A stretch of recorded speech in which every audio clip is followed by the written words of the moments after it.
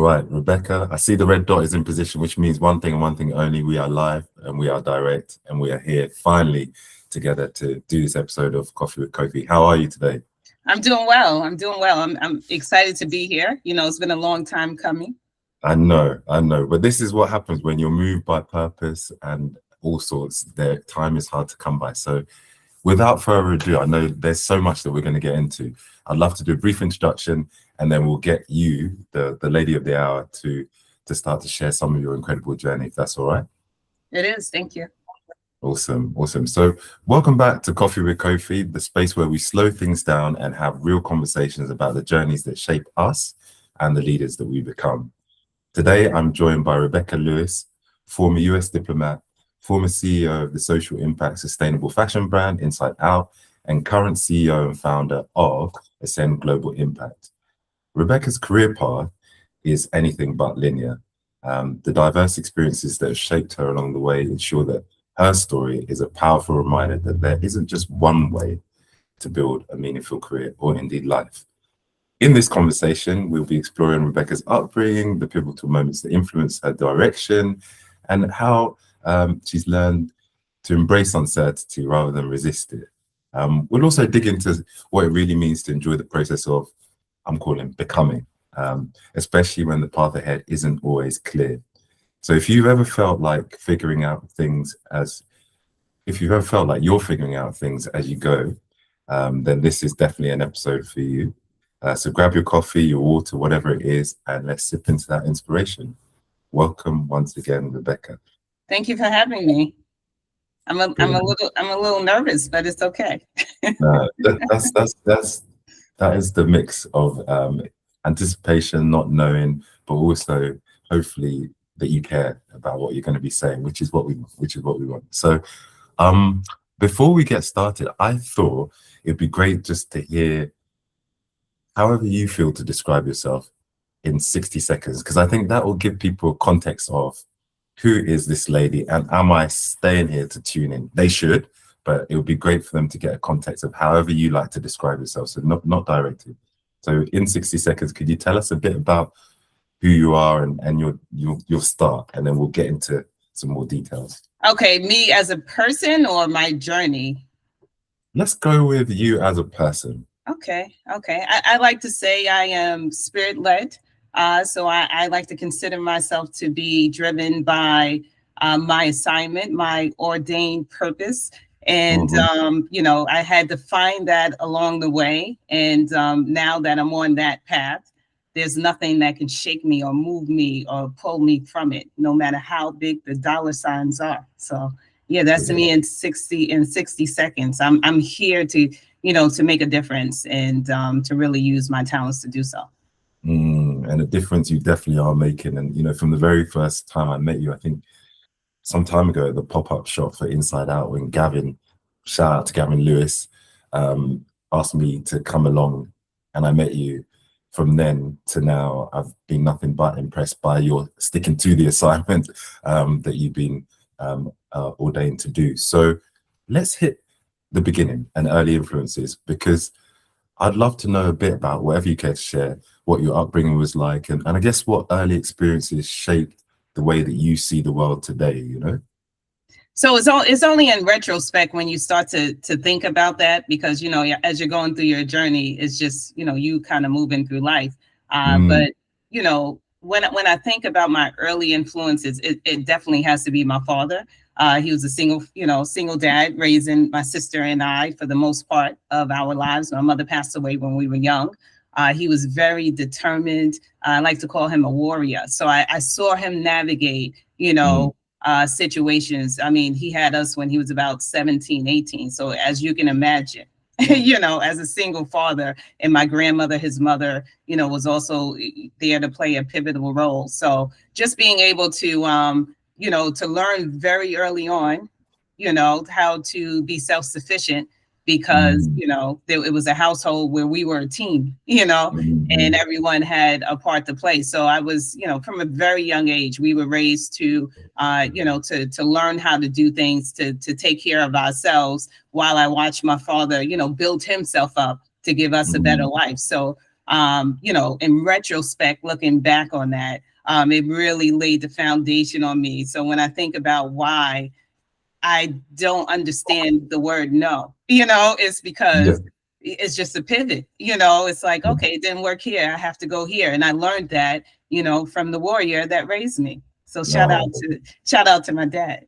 oh, shout out to your dad as well. And sometimes you'll hear about, families dislocating and fracturing at an early stage.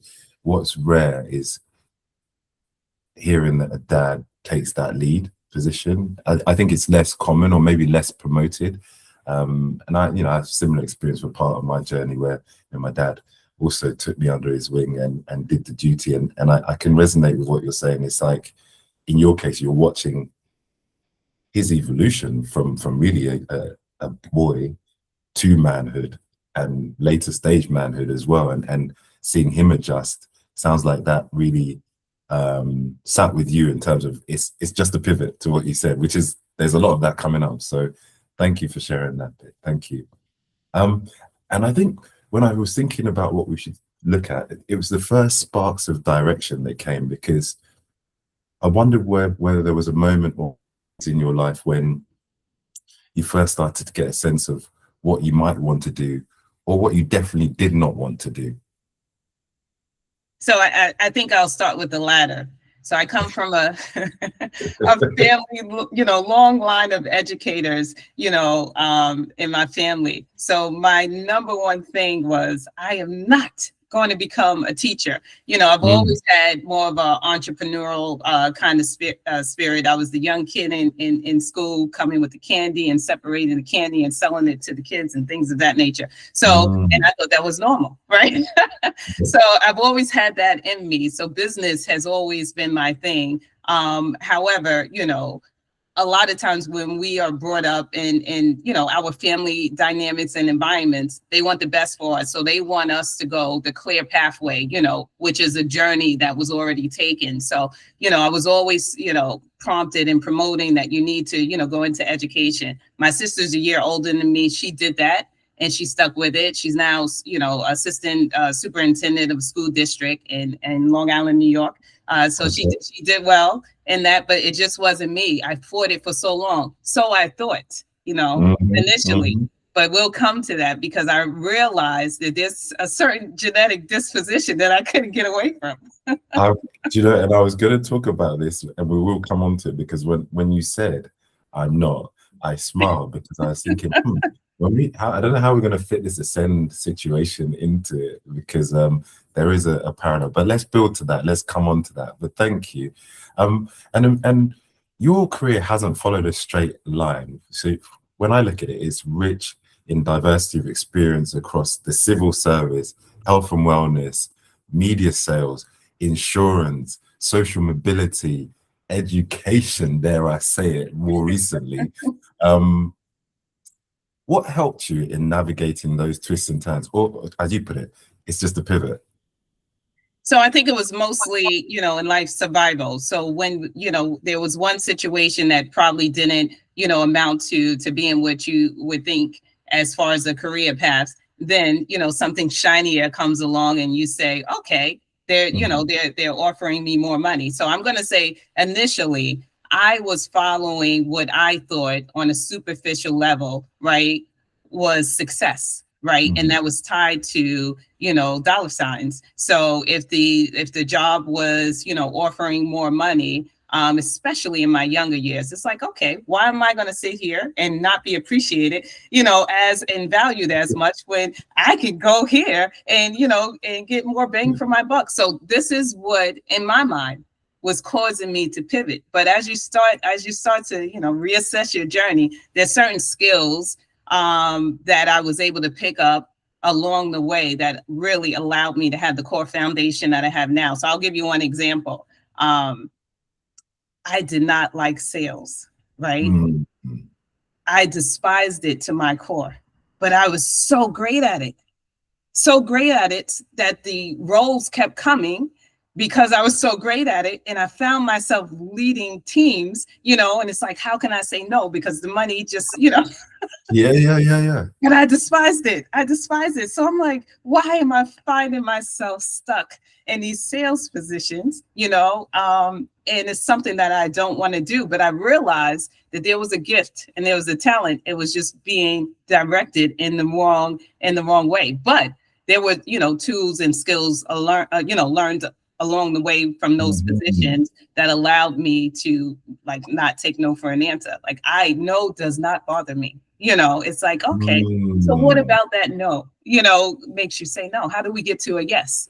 So, and I realized that comes from me doing so much sales that rejection is just the beginning of a conversation. If I hadn't had those roles, maybe I would, have a different mindset. So it's just the beauty, of it's like making a special soup and you have to put all these different ingredients in it. And you don't know that at the time. But now when I take a step back, every single role that I've had has allowed me, to do the greatness, honestly, that I can't even take credit for because it is the grace that carries me. But I see how I was being shaped and molded along the way to really also understand what I don't want, right? And what's not for me. And once you kind of start to slash things down and start to understand like, no, that's the wrong direction.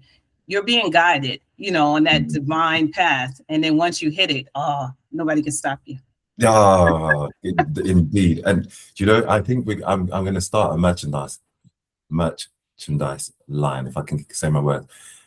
Rejection is just the start of the conversation. I love it. I love that because it's so true that so often the fear of said rejection will stop people from even starting the conversation. And I think when I observe what sales is in its purest form, it's not the grubby word that sometimes people will say, I don't sell. It's actually when you have a conversation that results in a win-win outcome. So I have a service or a product, you have a need. If that matches, then we can do business. Now, if I can't make my product or service match your need, then it's not a sale because there's no win-win. So when you're saying all of this, I'm smiling so hard because I now see more of you in the way that you might not say it's selling, but an expert connector, an expert influencer of action I've observed in you from your ability to find that win-win. And it's not, you're not selling, but I see a problem. I see some solutions. Do you want to be a part of this? Does it align with where you're going? And lo and behold, you're galvanizing people to travel across the world to come and do this, that, and the other. That is selling in its purest form, in my view. That's my opinion. Does that resonate with you at all? It does, because as you're saying that, I'm thinking to myself, you're absolutely right. I'm finding that need in that person, right? So in what we're doing, where's the need? You have a need. Most of us, there's a gap, right? So how do we, as far as being of service, so how do we find a way to meet your need? Once you do that, then the answer is yes, whatever you say. And I realized that it took me some time, to self-assess because I didn't know what was happening. When people would say, oh, you have the ability to, to galvanize people and have them, do this and do that. And I'm like, no, it's the grace, which it is. However, I didn't really understand why people were choosing to say yes until I, took some time to think about what they were saying yes to. And, most of us as human beings, once we come and we evolve into ourselves, we realize that there's more joy in assisting and helping and servicing others than it is, us trying to look out for ourselves. And once you feel that, it's almost impossible to go backwards. And, that's what we're doing. No, 100%. There was one of my favorite expressions. I think it's Einstein that said it. Someone smarter, way smarter than me, said that one should aim to be of value and then success will follow, and I think so often I observe that people are thinking in the way that we thought before, where it's about the money. Let me get the most out of a situation than I can. But actually, when you aim for being of value and of service too, the gifts and the rewards that come back are next level, as I know you know. And it's not lost upon me that this week alone, your name has come up in 3 different conversations I've had. Oh, 3 different places. oh, great, I hope. Yeah. I met Darren Johnson for a breakfast meeting, I think on Tuesday. He was singing your praises about the great work that you were doing when you were working as a US diplomat to get people to come to the embassy and understand more about economic partnership, etc. 1. Patricia Hammersy. 2, speaking about the incredible work that you're doing to sort of uplift and empower each other, but also more globally with women and the wide diasporas. And then yesterday, I went to an event and Tangi Morgan. Tangi, yes. Tangi Morgan, to pronounce it properly. Being an American, I was like, I know you're American, but do you know this other American? And she's like, Rebecca, yes. And then she just went in on, the way that you did some really impressive work building community when you were in your role with the embassy. So I thought it'd be remiss of me not to, 1, give you the flowers, because everywhere I go, people saying Rebecca is amazing and she's doing good things, and your reputation is well ahead of you walking into any room. But 2, just to talk a bit about the role that you had at the embassy, because when I look back on what you've done, it doesn't, I don't get it, but I don't know how you did it, but basically tell us, like, what was your role? So I'm going to say, I don't know how I did it either, but, I think I was carried. But initially I came in, and this was really the pivotal point of my life, I'm going to say, this trajectory. So I came into London as a diplomat at the U.S. Embassy on the Economic Affairs, Environment, Science, Technology, and Health team. Initially, I was set to cover climate justice, a part of that portfolio dealing more with like wind energy and things of that nature. Mm-hmm. We had a lot of executive orders that, when I say a lot, we had a few executive orders that would come in with racial equity and inclusion under,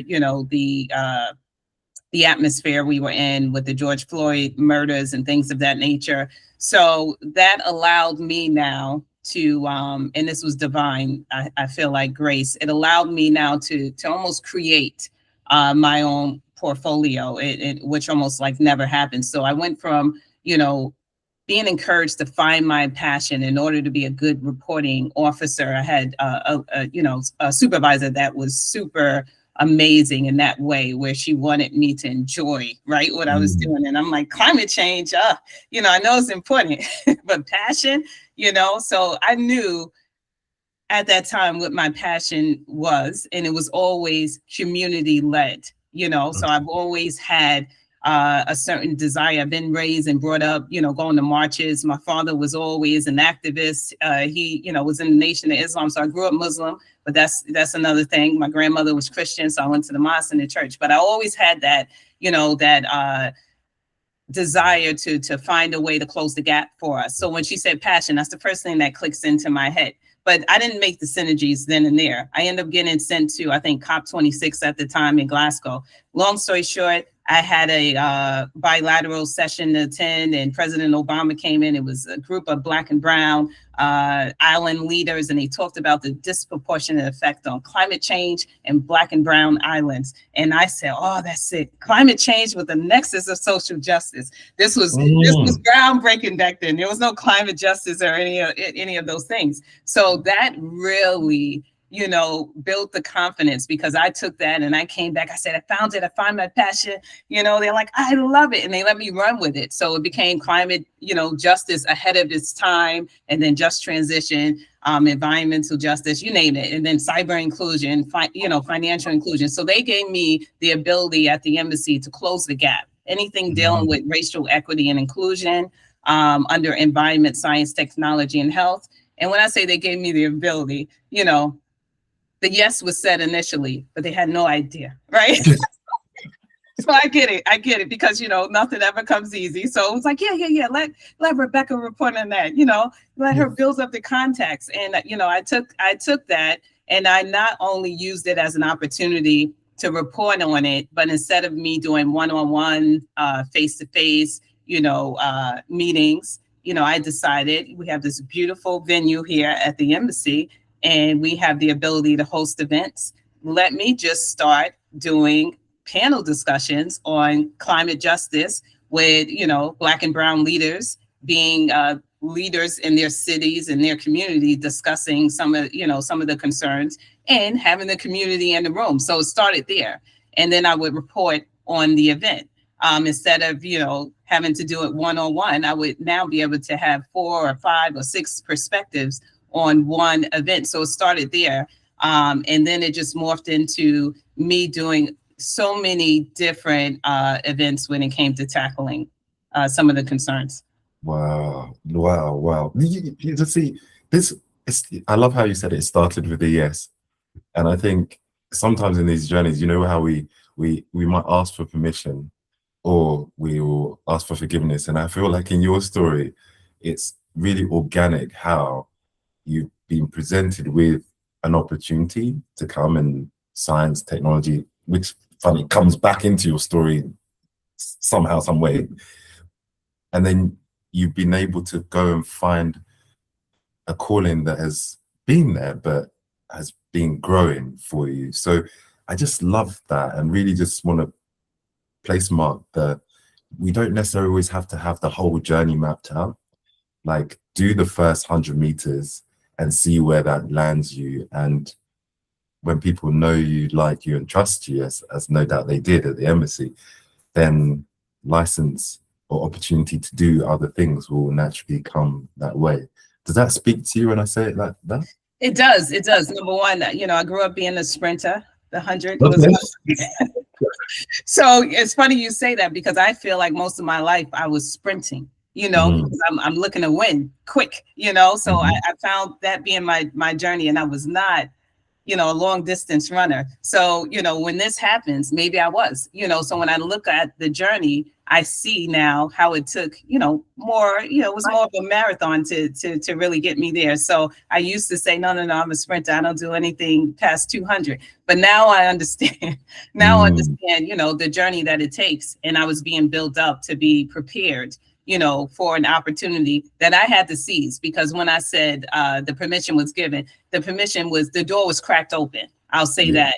And, I understood that the door was cracked open, and it was for me now to kick it wide open and have everybody move fast to come through it. And that was my messaging. Like, listen, guys, we're on borrowed time. This is not going to last forever. So, whatever it is that we are looking to get done while I'm sitting in this seat to really move the needle and to be impactful and make a difference, we did that. And for the most part, the embassy was super supportive when it came to those engagements. And when I felt myself running into, some hurdles, I was able to then start the Blacks in Diplomacy Employee Organization. We were encouraged at that time under the last administration to have more, diversity initiatives within the organization. So I did that, and that really opened up the door for us to do things. I like to say I did it for fun. Juneteenth events, Black History Month events, we would have, up to 600, individuals coming in from the community to enjoy the U.S. Embassy. We would have speakers, quintets, gospels, singers, opera singers. We even had samba dancers at one point, showing the transition of the transatlantic slave triangle and some of the talents. Yeah. So, when I say we were a community, that enjoyed the seat that I had. And I think that was the most important thing for us, not just to do the work together, because we did a lot of work, but also to commune and to enjoy and to celebrate us under that same umbrella. So we did that. And there was a lot of work that was done, very intentional on my side when it came to doing exchange programs. So when we talk about the STEAM, the science, technology, engineering, arts and math. I did a lot of exchange. When I say a lot, maybe there were 3 that had gotten approved between young Black and brown women and the UK, and them going to the US for exchange programs. So this is also what led me on the journey. I saw how easy that was, and I'm like, how are we not filling in this gap? You know? Yeah. Look at that. Look at that. So many threads. You know, as we're talking, because I know you a bit, right? But as you're talking, there's different strands of this ball of wool that are just coming undone. It makes complete sense that, of course, you were a sprinter. Like, of course, because if there's one commonality that comes up when your name is brought up, is that, oh yeah, Rebecca, she doesn't mess around. She doesn't hang around. She gets things done. Quick. Now, understanding the sprinter mentality, which is, I want to do this and I want to be done and I want to move forward fast, it does make sense. I've always wondered what it would be like to be in the presence of former President Obama. And I think I saw one picture of you together. Did you get to work closely with him or around him a bit while he was in office? So let me just give you the scenario as to how that picture came about. So this was also off of the heels of that meeting that, you know, really changed the trajectory of where I was at. That was my first time being in his atmosphere. Now, given the fact that we work for the government, sit in certain seats, there are certain individuals that are legendaries, like Michael Jackson's, right? So, and not to take anything away from any other sitting president, but I'll just say that, you know, I was working very closely with the current president and the White House staff, very closely. So, you know, you're seeing the current president at the time, all the time. But there was a whisper that President Obama was coming. And when I tell you, even us, you know, as the worker bees in the conference, you know, we're so used to being around, as you just described, presidents. There's something different when you are thinking about the Obamas and President Obamas. And it is crossing all sectors, races, colors, genders.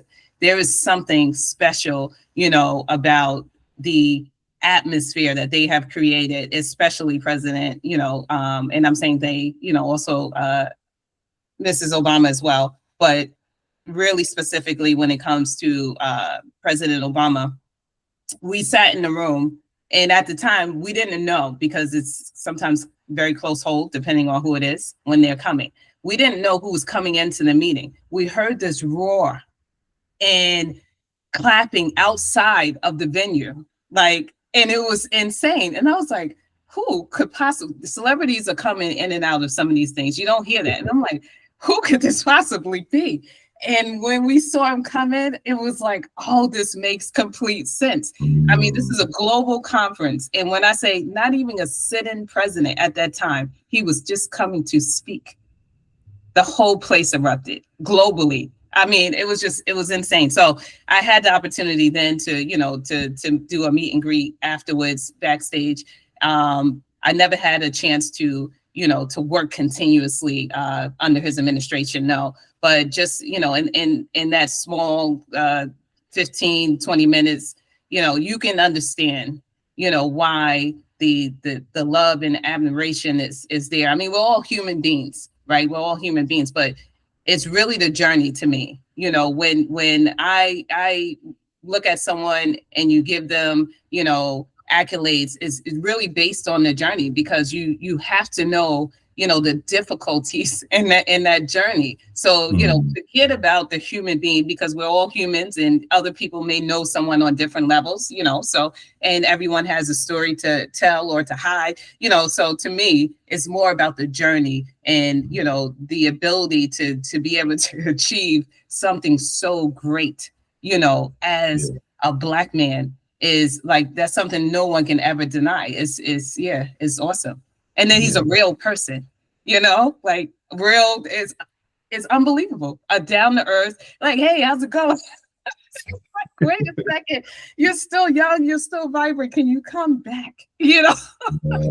When you say I feel that from I've never been in the same place as him, but I feel that in the way that he presents, and energy doesn't lie in my book. And people may say, oh, you've drunk the Kool-Aid, because there are the detractors that will say many things that he did not do and whatever else. But I think when you understand that we can only do so much and that everyone is flawed, but there's room for nuance and conversation about, well, there was this, but there was also that, then I guess what I'm saying is I appreciate the positives that he brought, not least this ceiling shattering presence that he had, because the leader of the most powerful economy country in the world at the time, and I'm like, damn, he's really got there through the journey. And so good to hear that your impression of him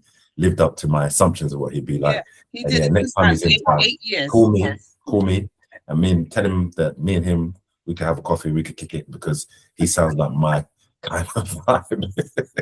Honestly, I think you guys will get along. It's just insane. You feel like you're just like, at a family's house when he walks in the room, because he's so down to earth. And again, to your point, there's something about organic energy. Now, again, I do not know anyone personally. So to your point, when, you have other people that may have other stories to tell. Yes.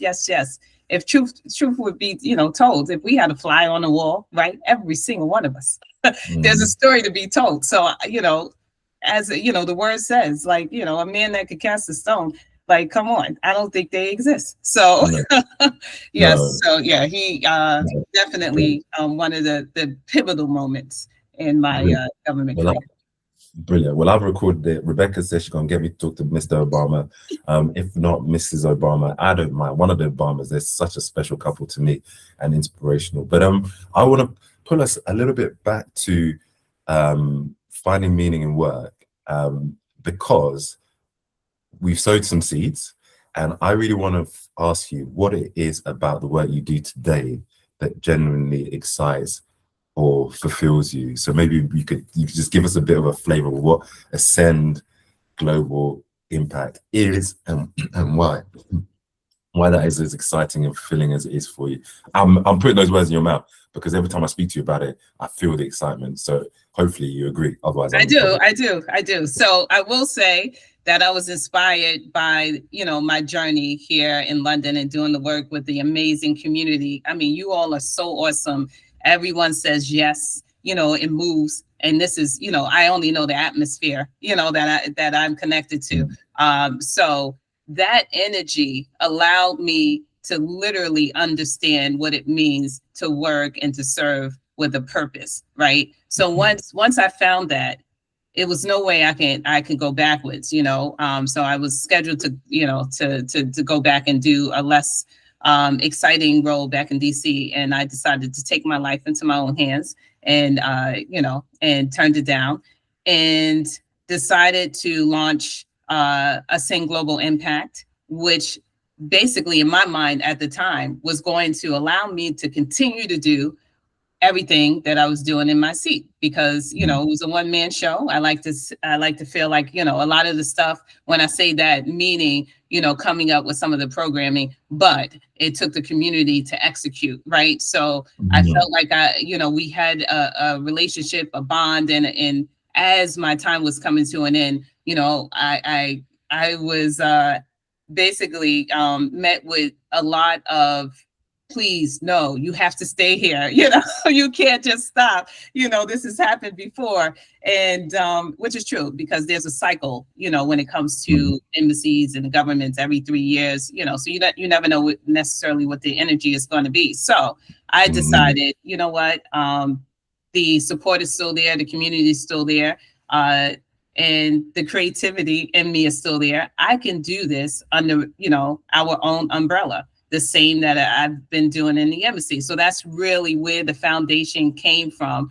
And, when you have a vision, for the most part, it starts out as a vision and you just kind of think about it. But I'm a person, that kind of acts immediately. So I believe that we are all, the best prophets over our own lives. So I'll, have the vision, and I'll make sure that I am basically verbalizing this vision to others, to get them on board with the vision, So when I launched the Ascend Global, it was last year during Juneteenth. And I spoke about also our first initiative was the Ascend Innovators Global Talent STEAM Accelerator Program, which we launched in Ghana. At that time, it was notional. All of this was something that I knew could happen, but we just needed to have the right partnerships and the right connections. And long story short, we ended up, having exactly just that. So everything that, I envisioned, put action to it. Everyone, the community said yes. And when I say the community, there's a core group of amazing experts across all different sectors that have come out to lend their talents and their skills to help see these things, these initiatives forward. I can't do it alone. As you mentioned, there was a group of us that went to Ghana to launch our first STEAM mentorship program. Yeah, and powerful stuff. But what I would love for anyone that hasn't come across it yet is just to break down what the mission and I suppose the vision for Ascend is, because we've talked around it. You can infer some things, but I'd love to know just how are you describing the mission and the vision that you have for Ascend Global? So Ascend Global is basically designed to bring us together as a global diaspora of African descent to tackle some of our own systemic issues, really with extreme effort in closing the generational wealth gap globally. So and we do that in a number of ways, which is having different discussions. We partner with Kearney. We're having an Accesses the New Power discussion where we're bringing some of our leaders into a closed working session to really come up with more intentional ideas and ways of us building up an ecosystem financially to support some of the projects that we have.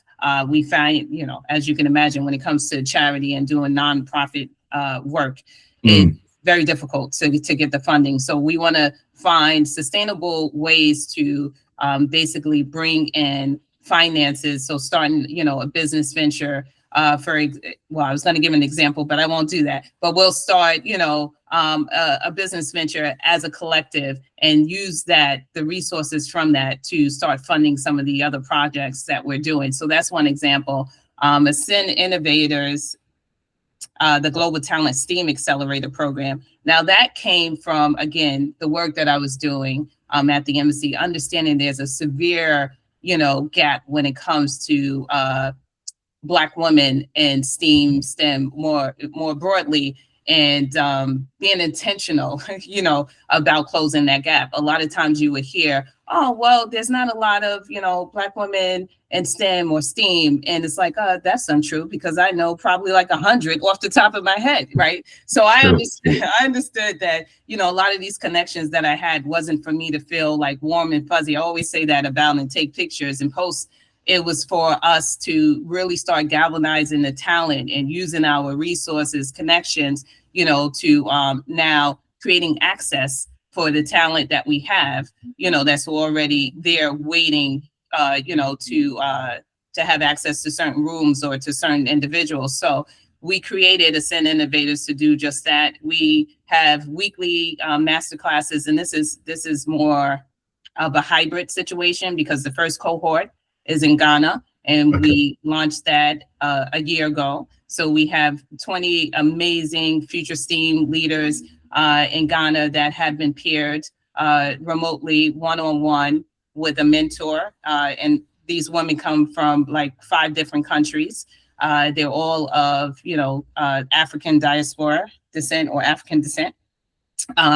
We do master classes, and, master classes are ran by individuals from different corporates, and they can be on different subjects, topics, and Yes, things. yes. Depending on what the girls, they have given us a wish list of some of the, some of the topics they wanted to learn more about that may not be within their area of study because some of us have that passion and we might have talents, but it may not have anything to do with initially maybe engineering, but we always, love to sing or, something like that. So we try to bridge the gap so these young ladies are not going down the path of working a career for 20 years and Yeah. then, having to make the pivot. So we're trying to expose them to so many different avenues and sectors so that there's always a creative way to bridge, your talents and your gifts and maybe find their real purpose early as well. So, Donna, yes, Brilliant, brilliant, brilliant. And they are university students, right? Like, are they they, are. what year of study would they be in? So they're from the ages of 18 to 24. So Okay. it varies.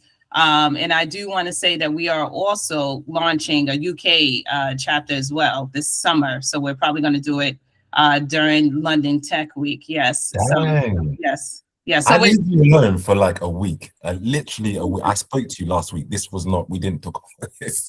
This is we did it. amazing. We did it. This is amazing. Wow. Oh, brilliant. Well, thank you for providing the context because, like I said, we've been talking around it. We've been talking about it. But for me, the STEAM, science, technology, engineering, arts, and the maths link to the work that you were doing before with the embassy, to the fact that you said earlier on, and I have it recorded, that I didn't want to be an educator, blah blah blah blah blah. But that may be what you didn't want. But it seems to me that that is your purpose, to somehow educate, because you're doing that through non-traditional means, but through mentorship and support and educating people like myself, on the need for this work to be done. So will you wear the educator hat nowadays? Absolutely. 100%. Yes. Yes. I've joined the fammy. Yeah, not even a hat. Let's call it a crown. If I could, have emojis. I could put a crown emoji. I'll put it on there. I'll mess it up. So I'll keep it moving with you.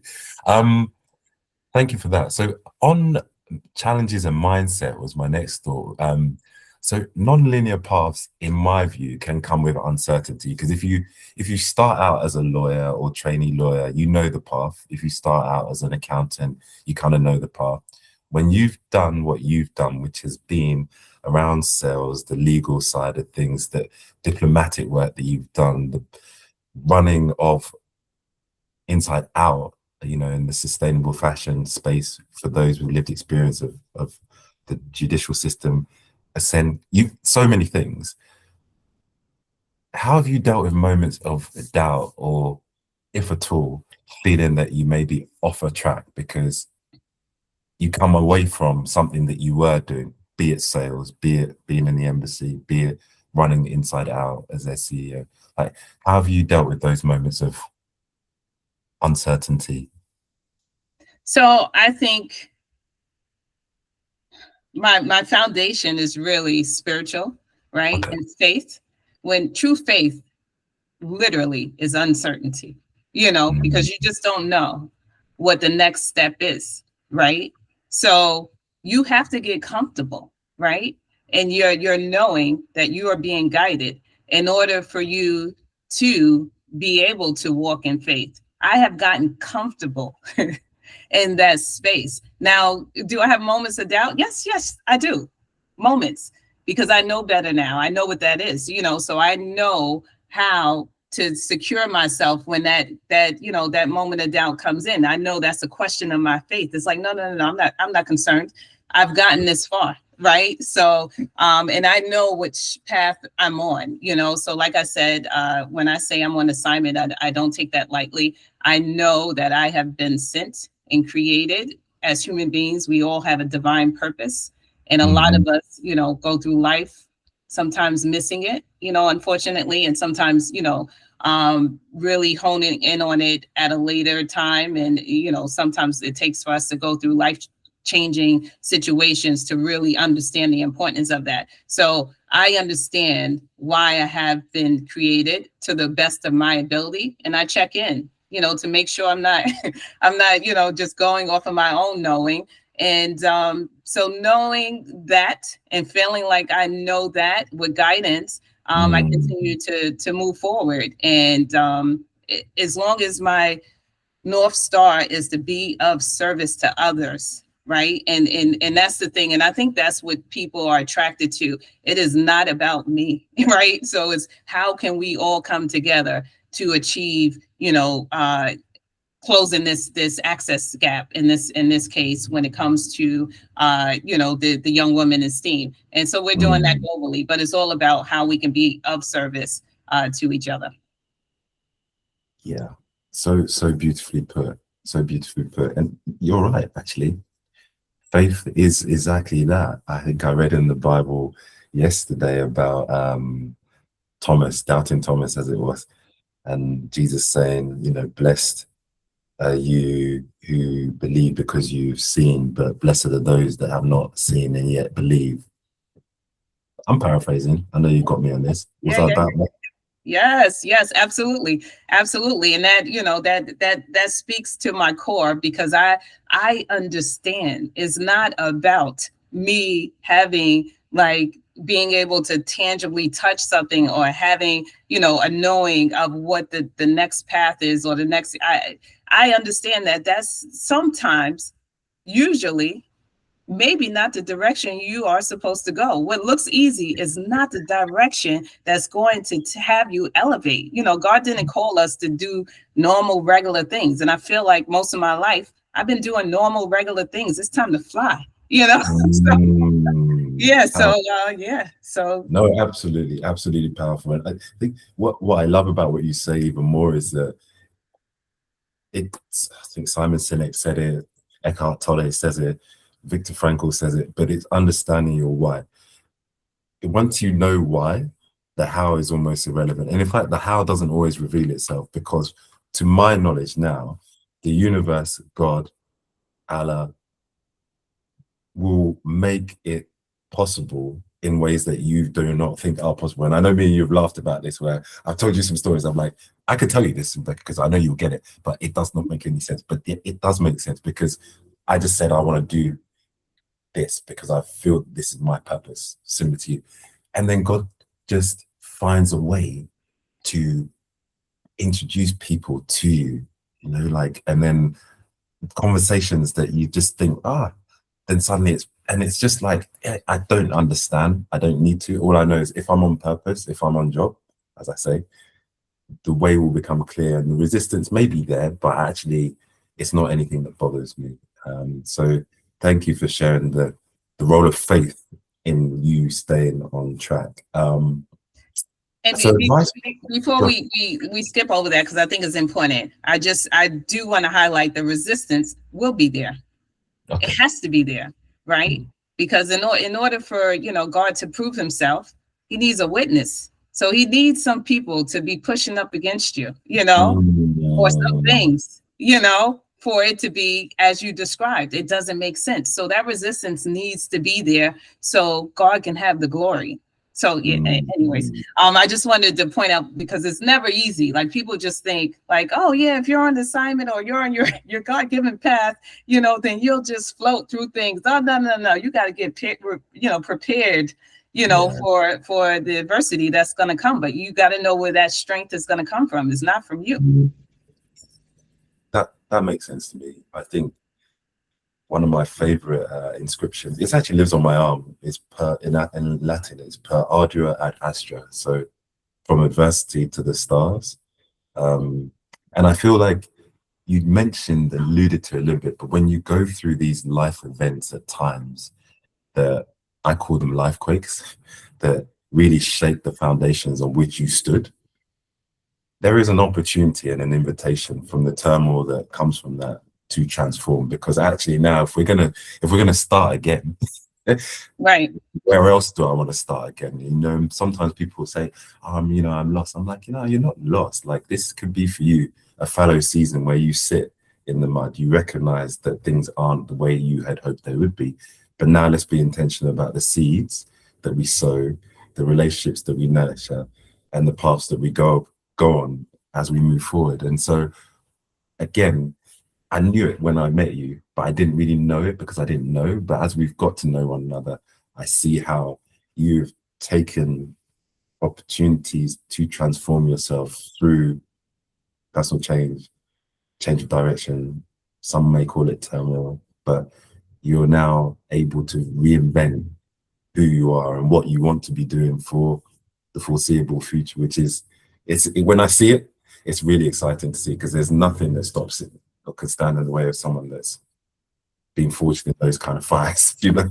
It's very true. And, you know, as far as like individuals, you know, looking back and spending so much time to, you know, to reminisce or to try to think about what they could have done differently in the past. You know, I often say this because I heard this once and it stuck with me. You know, it's so difficult to look backwards, right, and run forwards, right? So to me, anytime there's a running type of analogy, I totally understand it. You know, so it's like, how am I going to do a race and I'm looking backwards? You might trip and fall. So, you know, there's a clear pathway straight ahead. You need to stay focused, you know. So to me, it's a rebirth, you know.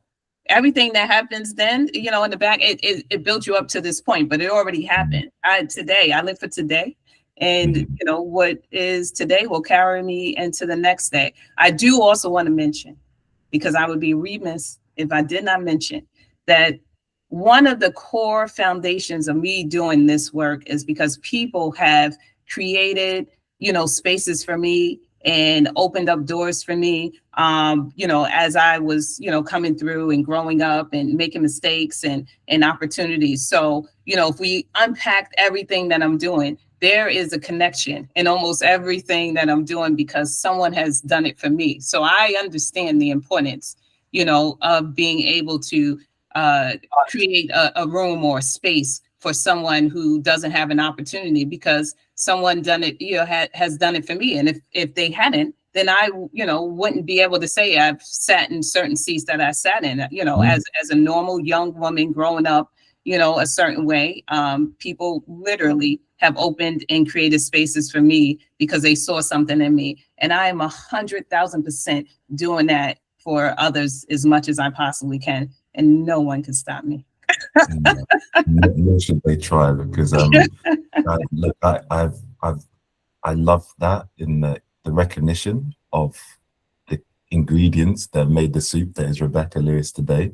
I love that for the paying it forwards or backwards, whichever way you want to say it. Like, you're paying it forward for things that have happened, you're paying it backwards with the mentorship and helping people come up through the rank. And I think of so many firsts that have happened because I've got to know you.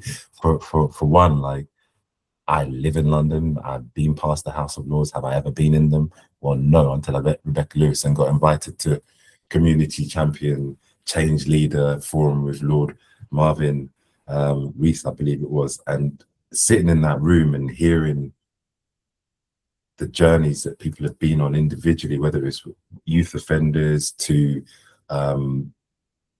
just building and changing community for the good, like Dr. Nana Baidu with his sports, and so many people. Patricia was in there as well, Patricia Hammersy. I was just like, wow, there's people out here doing stuff that you don't get to hear about, which is why we had to speak, because you're doing the work and you're paying it forward. And I know you won't want it to be about you, but I have to say thank you for everybody, because it takes special people to bring people together and realize that you're never really alone, if that makes sense. It does. And I also want to mention that the individuals that you just named, right? So Lord Marvin Rees, right? Former mayor of Bristol, an amazing person, someone that's also very intentional about opening the spaces. This is why I started Ascend Global, so that we can all use the seats that we sit in to bridge the gap. So hearing you say that you've never been in that space, right? That's what it's all about. We are all entitled to be in certain spaces, and especially if we sit in a seat to whereas we have a key to it, and you know we're opening all the doors, so no one will have that to say again. Oh, thank you so much. Thank you. Well, I've benefited and learned so much from watching that journey of community building, because I wrote about it the other day. Actually, is if you want to go fast, go alone. You don't need to ask anybody any questions. But if you want to go further, then it's about going together, really, isn't it? It is. It is. And that is gone, hasn't it? it has. Oh, is it back? Have It we is. got? Yeah, we're back. We're back. We're back. Okay. Brilliant. Okay. Well, all right, we're getting close to the end, even though this conversation could actually never end. But I got a couple more questions for you, if I may. Have you still got some time? I do. I do. Yeah. Sorry. Perfect. Yes. All right. So this idea of becoming, I mentioned at the top of the conversation. When you think about your journey so far, how would you define becoming, and how do you continue to embrace that in your life today? You know? Hello. Yes. Ah, you're back. Awesome. You made it. I wondered if your battery had died from our extensive It chat. did. It did. It wasn't charging properly. I saw it. Yes, we made the laptop battery die. So this is a sign. This is a sign. I need to wrap it. So the question that I asked before you went was, when you think about your journey so far, how do you define becoming, and how do you continue to embrace that in your life today? So I'm going to say I define it by being really spiritually aligned. You know, it's so important to me now to make sure that I am on my divine purpose. You know, we are all like created with unique fingerprints for a reason. We are all unique individuals. We have a unique assignment. And I just feel like I've spent most of my life, you know, trying to navigate it on my own. So I want to make sure that I'm not, you know, doing my work, that I'm doing his work. So I'm becoming the person that I have been preordained to be before, you know, my mother gave birth to me. So to me, that's becoming. I've just had a goosebumps moment, you know. So you know there's a book called Becoming? I do. I haven't read it. Do you know who wrote it though? I do.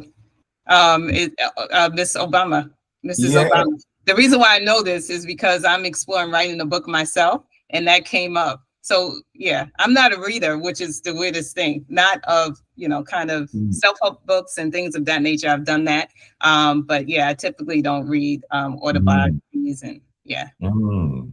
Maybe this is a universal thing that she stumbled upon or intentionally put out there. You know, this idea of becoming, because yeah, it came up, and now as we've talked, it seemed perfect in terms of the conversation that we all go on. You know, we all are evolving if we take the opportunity to, and we're all becoming an evolved, maybe more enlightened version of the person that we were when we first came out into the world. So love that.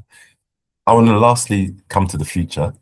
Exciting times. I'm super excited about the journey walking along with you. What do you have planned for the rest of the year that you're really excited about too? And are there ways that listeners can get involved with supporting some of the stuff you're doing? Because it can't be in it needs to, people need to come together and help if they can. So what are you excited about? How can people get involved in supporting you? Yes. Before I get there, something just came into my spirit, right? When we talked about becoming. So many people think, or there's this notion of midlife crisis, right? That we hear so much about. And I want to say maybe like last week or, you know, the week before, I thought to myself, this thing they call a midlife crisis, right?